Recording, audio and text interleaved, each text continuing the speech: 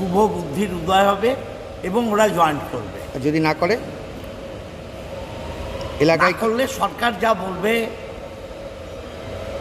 সেটা আমরা নিশ্চয়ই মেনে চলব। সরকার তো নিশ্চয়ই সিদ্ধান্ত নেবে, যেভাবে বলবে আমরা সেইভাবে কাজ করব। রাস্তায় নামবেন? দল বললে নিশ্চয়ই নামব। মানে নামার সময় হয়েছে? এখন তো মানুষই প্রতিবাদ করছে। আপনারা ট্রেনে বাসে যান না, ট্রেনে মানুষ বলছে যে যারা এগুলো করছে পাশের বাড়ির লোক মরলে শ্মশানে যায় না।